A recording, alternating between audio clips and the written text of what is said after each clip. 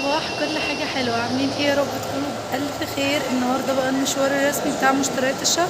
على فكرة ما جيتش جبت حاجات من يوم ما كنت معاكم، فقلت بقى اخدكم معايا ويلا بينا بقى نبتدي اليوم. ما احنا دلوقتي بدري قوي وكنت بخلص حاجات، لو الدنيا ظبطت فيها هقول لكم عنها هي ايه. بس ادعولي كده، ادعولي تخلص على خير بإذن الله. انا في فايبر اللي في زايد، ويلا بينا بقى نبتدي اليوم نشوف ايه اخبار الاسعار بعد التعويم والحاجات دي كلها. البخاخه دي ب25 24 ونص يعني. بصوا اصغر واحده ب68. ايه الارقام دي؟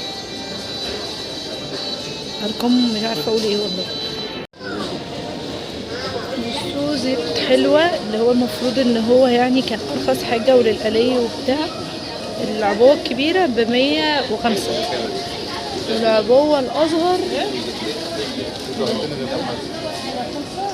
مكرونه حوا دي بقت ب22 جنيه ونص، اللي هي المفروض ارخص نوع مكرونه.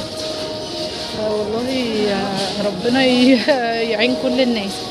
بصوا بقى زيت عافيه اللي هي دي ب100. المفروض ان دي ايه، لتر ونص ولا لتر دي، يدعم المناعه ومش عارف ايه. عباد الشمس مفترض ان 2 كيلو ب137. المفروض ان احنا عباد الشمس هو اللي احنا بنطبخ بيه. الذرة التاني بيبقى على الحاجات اللي هي مثلا السلطة والحاجات اللي هو مش طبيخ يعني. وحلوة زي ما قلت لكم كده ب100 وشوية. شاي زايد بتاع مثلا كده ايه 3 وشوية، كان ب49 او 48 بقى ب53. كل حاجة انا حقيقي والله. عرض على المكرونة الملكة ب8 ونص الكيس، كيس 400 جرام اللي هو الصغير ده. والتانية يعني كده ارخص كمان من حوا بقى 22 ونص الكيس اللي هو الكيلو. والرز منزلين رز المختار ده ب17.75 الكيلو، ورز تاني توب فاليو اللي هو ده. بس الناس عموما يعني قاعدة بتسحب من الناس بتسحب من توب فاليو ده اكتر. مش عارفة هما مجربين مثلا واحسن ولا ايه، مش عارفة بصراحة. هو نفس السعر يعتبر، يعني التوب فاليو ده ب18 والمختار ب17.75. فانا المره اللي فاتت اعترضت على الرز اللي هنا، بس الحقيقه ما لقيتش اي رز حواليا واضطريت اجيب من الراجل. هو ده، اضطريت اجيب من الراجل بقى اللي تحتي وكده، وعنده الرز بقى ما كانش عنده رز خالص. تحسوا ان الرز اتمنع من الدنيا، وبقى يبيع للناس بقى رز سايب واجواء كده. فلا خلاص هجيب ده باحترامي، باحترامي افضل يعني. بقى الرزات حاجات بقوليات وكده. العدس ب30 ان شاء الله. كيس قد ايه اصلا؟ نص كيلو ب30، يعني الكيلو ب60. ده العدس يا جماعه. صباح الفل، صباح الفل والله. 90 89 و95 قرش، الابيض زي الاحمر بس اهو. فالمفروض برضو ان هو ارخص من عندنا. نروح بقى نجيب الزبده. الفرن حبيبتنا اكيد مش هروح عند اللورباك، رغم ان انا نفسي يعني والله. ايه ده، والله العظيم سعرهم قرب من بعض قوي. الفرن بقت ب81. هذا الرقم، هذا الهراء والله. واللورباك ب120 بس الحجم اصغر. ده 400 جرام، التانية الضعف. اللورباك السعر هنا اقل 120 بس 400 جرام. على فرن اللطيفة اللذيذة بقت بواحد، وبقسماط ب9 جنيه. طحنين اللي هو عايش فينه يعني، نشفوه وطحنوه كده. باخد ده.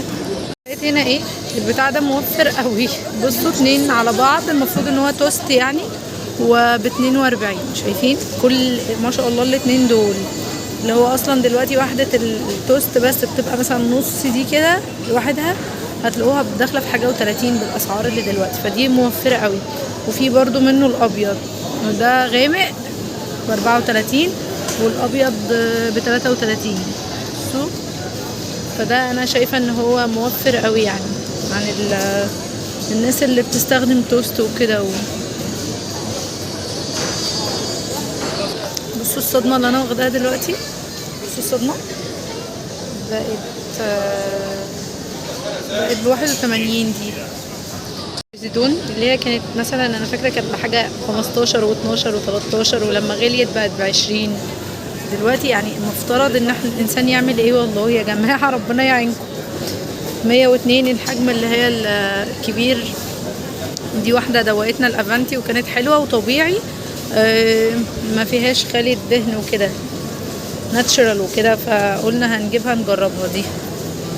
فالدنيا طعمة اللي هي كانت ب5 جنيه وب4 جنيه، واخدين متخيلين؟ فالحمد لله. الزبادي ده برضو منزلينه في العرض تقريبا ب42. الراجل اللي تحتنا هنا انا شايفاه هنا مكتوب هنا، الراجل اللي تحتنا ب5 وبيبقى ب30. فده برضو كده عرض كويس. بصوا وحياة ربنا انا فاكره الجبنه الكيري دي ماما كانت بتجيبها لي على طول، كنت بحبها يعني وانا صغيره. اقسم بالله العظيم كانت ب8 جنيه. دلوقتي العبوه اللي هي كانت بتجيبها لي ب 8 جنيه بقت بحاجه و70 جنيه او حاجه و60 جنيه. فاللي هو يا جماعه كفايه كده مشتريات، وزي ما بيقولوا ايه، نلغي التعامل بالجنيه ونتعامل بالاصول.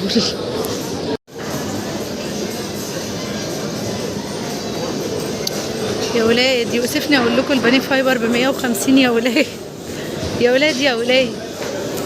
بحب الجبن الطبيعيه دي لان احنا خلاص ما عدناش لاقيين صحتنا في كيس شيبسي.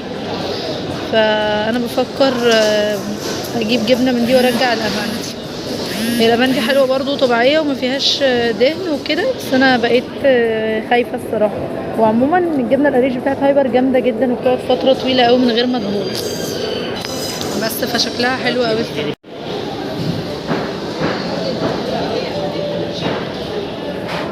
الجبنه القريش بتاعتهم خطيره. جبنه قريش عشان اسعار البريل عاملين عرض على بريل الكبير دوت 2 كيلو ونص وجنرال ب65. بس احنا مجبناش ده، جبنا حاجه تاني. عاملين برضو على ايه ده بتاع غسيل اطباق والحركات اللي هم الناس اللي عندهم غسالات الاطباق، بس الحمد لله ما عنديش. في ظل هذا الغلاء مش عارفه كنت هعمل ايه. برستيل ب130 ده برضو فيه لافندر وفيه روايح اللي انتوا عايزينها، بس انا مش بستخدمه، بستخدم اريال. ده ب90. التاني الاكبر اللي باللافندر كان ب113، وفي اكبر خالص بس بالياسمين هو ده ب134. انا جايبه من تحت كان ب113. والدوني المعطر ده بكام؟ ب78 ونص. حلوه الريحه دي، احلى واحده. معروض على الكلوركس الابيض عادي اللي هو ده. عندي انا كتير منه لسه مش بستخدمه قوي. والفانيش بتاعه يعني 70، اللي هو اعفن نوع ب135 جنيه 6 وحدات. احنا ضعنا مش بنضيع، احنا ضعنا يا جماعه والله العظيم. مش عارفه اقول لكم ايه والله العظيم. بابايا بكام بقى؟ ب119 6 برضه، مش الكبيره دي. حلوه قوي 82 مقارنه باللي انا شفته يعني، بس فيها كتير، فيها 12 واحده للمطبخ. واللي مجرب يعني وعارف بتاعه المطبخ احسن للتويلت من بتاعه التويلت. الكورنر ده بتاع المقشات واللمامات والحاجات دي. اللمامه بقت كام؟ ب80 جنيه، مش فاهمه ليه. واللي تحتيها ب40 45 جنيه. الفرق انا مش عارفه استوعب الفرق يعني، بس هي كانت بحاجه و20 والله. انا لما جبتها كانت بحاجه و20. ف والله ربنا يعينكم. بصوا انا عندي مبدأ، انا دخلت هنا عشان وانا بوريكم الحاجات بتاعه المنظفات واسعارها وكده، عشان لو في عروسه بتجهز ولا حد بيشتري ولا حد حاجه مكسوره منه ولا حاجه. قلت اقول لكم الكلمتين دول. هو ربنا كده كده اللي بيرزق يعني، اسعار غاليه الاسعار رخيصه، هو ربنا عموما هو اللي هيرزقنا. فتوكلوا على الله ويعني اسعوا وابذلوا كل طاقتكم وكل ما في وسعكم، وربنا كريم يعني ان شاء الله خير. هنعمل ايه؟ مفيش في ايدينا حاجه تاني يعني. الصوت ده حلو قوي، هو واحد بس اللي بيتعلق تحطوا فيه الحاجات جوه الضلفه وكده، بس بقى ب110 برضه للاسف. لمامة الوبر هنا ب200 جنيه 205. عندي برضو من زمان، بس والله لسه ما جربتها، تقريبا من جهازي ولا ايه، طبعا ما كانتش بالسعر ده. والفورة اهي بتاعت الصابون السائل 49. ايوه بقيتي بكام بقى يا حبيبتي يا شطورة؟ وصلت الخلاط بقت ب70 جنيه اهي. هي فاكرين لما كنت مصورها لكم ب15 جنيه؟ 70 جنيه. الله المستعان والله. لونهم حلو قوي ورخاص قوي، بس للاسف ازاز يعني يتكسروا في ثواني. بامب. بس انا طبعا استحالة هجيب حاجة بالشكل الازاز ده يعني على الحاجة دي. شكلهم شيك قوي وتقال على فكرة، شكلهم قايم بس غاليين جدا برضو. 310. سبيكولات برضو.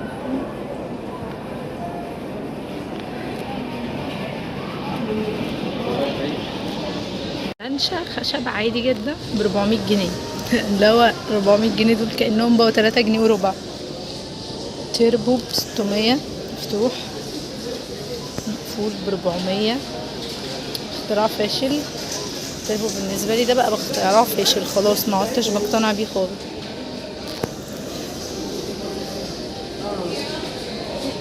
تصويري النهارده كله عبارة عن ايه ده غلت قوي، غليت قوي، مش عارف ايه ده بقت بكام، ايه ده بقت مش عارف ايه.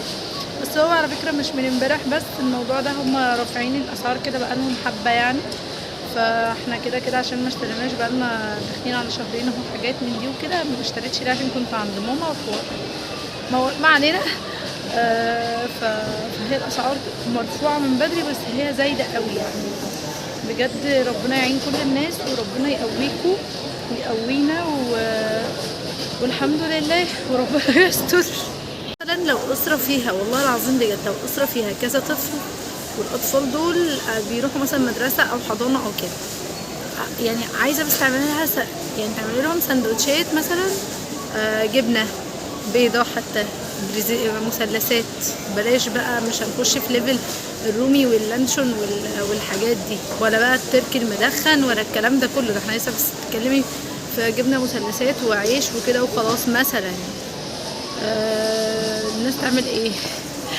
فبجد والله يعني انا حتى مش عارفه اظبط كادر الكاميرا، وحسيت ان انا اتقفلت من الاسعار. بس ربنا يعينكم بجد. والاسعار مش عارفه يعني هيبقى في حل للموضوع ده ولا مفيش. بس الدنيا الحمد لله. فربنا يعين كل الناس بجد اللي داخلها مثلا، يعني اللي مش عارفه تعمل ايه، او اللي اطفال بتطلب منها حاجه ومش عارفه تجيبها لها. يعني طبعا لما بيبقى طفل وبيطلب حاجه، الام او الاب بيبقوا هيموتوا ولازم نجيبها لكم يعني.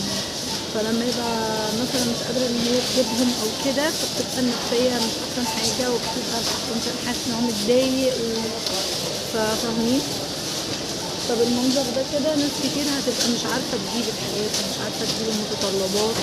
فيا رب الدنيا تتدخل يعني، ويتدخلوا ويظبطوا الاسعار، او حتى يوفروا سلع باسعار تكون كويسه.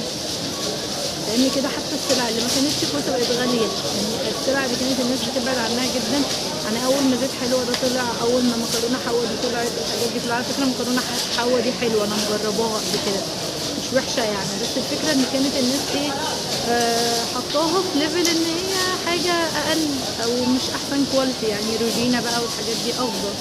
دلوقتي بقى اللي يعرف يجيب الحاجات الاقل دي كده، ده هو كده يبقى شاطر وكده غني. فبجد ربنا معانا وربنا يعدي الازمه على خير. وزي ما قلت لكم، هو ربنا هو اللي بيرزق، مش يعني سواء الدنيا غاليه الدنيا رخيصه، هو ربنا هو اللي بيرزق. توكلوا على الله ويستعينوا بقى يعني بسوره الواقعه، بيقولوا بيجيلي رزق جامد ووسعوا، واللي بيشتغل شغلانه يحاولوا يبقى على قد ما انتوا قادرين، وخير ان شاء الله. عايزه اوريكم بس التصوير صعب ازاي. احنا خلاص خلصنا، جبنا الحاجات الحمد لله، اللهم بارك يا رب. وقعدنا بره كده بقى قدام هايبر في تندات عادي كده، وقعدنا شويه بقى على ما ايه، على ما نقوم نتحرك ونمشي يعني، بنريح وكده. فبصوا بقى هنا قاعدين قدام جاد وايه وجمبروني، ده جمبروني مش عارفه ايه ده. المهم كنت عايزه اوريكم ايه بقى. بصوا التصوير صعب ازاي. في هنا فوتوغرافر بس بنوته، عايزه اقول لكم ان هي بقى لها اكتر من نص ساعه عماله تظبط في كادرات ورينج لايت، بس حاجات اللي هي الكبيره دي، حاجات بقى بروفيشنال يعني، بتصور في المحل وكده.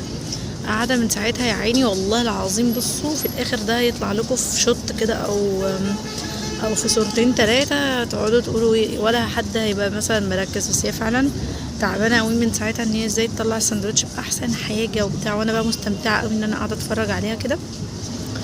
الجو حلو يعني، بصوا الجو حلو وانا مستمتعه ان انا بتفرج عليها وهي عماله بتاخد الشطات من فوق ومن الجنب ومن تحت ومش عارفه ايه. فما شاء الله بجد والله.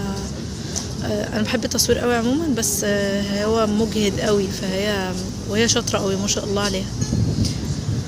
فبس يا صحابي اما اروح بقى ان شاء الله كده هبقى اصور لكم المشتريات بس حقيقي يعني ايه، واقول لكم بقى الاسعار بالتفاصيل وكده يعني. ربنا ما يقطع لنا عاده. ويلا اشوفكم على خير في فيديوهات جايه تانية كتير، ويلا باي باي.